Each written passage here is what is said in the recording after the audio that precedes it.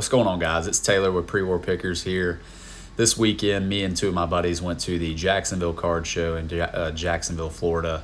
It's only about an hour away from where we live, so it was an easy trip. I went to this same show last year. They didn't really have too much vintage, especially no pre-war at all, but it was still a good show, so I decided, we could give it another shot this year, and took two of my friends along that are just getting into the card game, so they wanted to check it out and see how it is. We're at the Jacksonville Card Show. I'm gonna go in and see what they've got. Last time I went to the show last year, they didn't have much pre-war or really anything I was interested in, but we'll see what they've got this year. I've got Kyle here. He's brand new into collecting. Dylan up there, he's somewhat getting into it, but so Kyle, what's your chase cards going into this? We're looking for a Juan Soto signed Mets card. Yep. David Wright signed Mets card. Anything Mets auto, to be honest. Soto anime? Possibly. Ooh. Here's us walking into the show. From what I can remember, this show was a lot busier this year than it was last year, so that was definitely good to see this show growing. Here's the first booth we stopped at. This guy was awesome to talk to. He had some great stuff. Babe Ruth signed ball, Mickey Mantle signed ball, Hank Aaron, Aaron Judge. He had some old checks down here that were signed by Hall of Famers. I did ask him if he had a Ty Cobb signed check in there, but he didn't. That is something that I do want to add to my collection at some point. This guy did have a bunch of T206s the day before, he said, but somebody came by and bought them all, so unfortunately I got beat to it.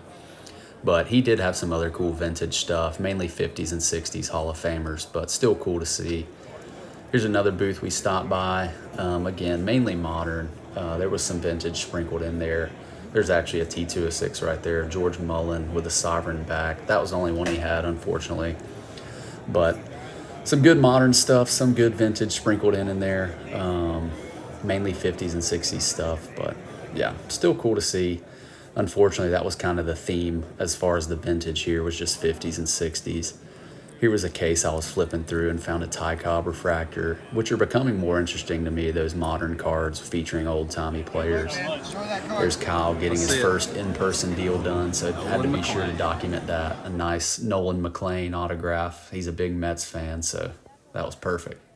All right, guys, we're striking out of the Jacksonville Card Show. I didn't come up with anything, but Kyle, what'd you get? Got a Nolan McLean signed Topps Chrome rookie auto. All right, D-Ray. Bernard Langer, first in-person card purchase, $5.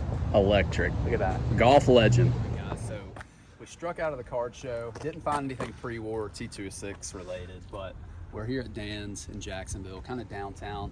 Super highly rated card shop. I heard he has a lot of vintage in here, so we're gonna go find it. See what we can find. Here's us walking up to Dan's Sports Cards in Jacksonville. Love the outside of the building there with the paintings of all the old iconic baseball cards in history. Dan's is a very highly rated card shop in Jacksonville. If you're ever in the area, I definitely recommend checking it out. He's very well known for having a lot of vintage in there, so after striking out at the card show, definitely wanted to check it out. I was going into the card show looking for the Willie Keeler portrait T206 or the Eddie Collins. Those were kind of the two that I was ready to check off my list. So unfortunately didn't find him at the card shop or the card show, but just wanted to check out Dan's and see if he may have had it. Here's the first case we were looking at. Mainly vintage, 50s, 60s stuff, some very nice stuff, some autographed balls there. This next case, again, kind of mainly 50s and 60s. This one actually did have some T205s in there, some commons that were, mid-grade, great eye appeal. Seeing the T205s, I was definitely getting excited. I was hoping I was getting warmer and warmer to the T206s that were hopefully going to be around the corner. Next case here, again, some more 50, 60 stuff. At the bottom of this case, he actually did have a SGC 4.5 of Ed Walsh. So I saw that, got excited, was hoping there was more around the corner, and then got to this case. Kyle actually got to this case first, and he said, dude, there's a bunch down here. And he said, there's a Willie Keeler. And I'm like, yep, there it is. SGC 3, Willie Keeler portrait. Beautiful eye appeal on that one. As soon as I saw it, I wanted him to take it out of the case. I looked it over, and I'm like, yep, this is it. So struck gold at Dan's. All right, guys, so we struck gold at Dan's. Actually got the card I was looking for today. What are the odds of that? Willie Keeler portrait, rated a 3, presents beautifully. Shout out to Dan's. And there it is, guys, the Willie Keeler portrait card, T206, graded SGC 3, the card that I went into the day looking for. So shout out to Dan's for coming through.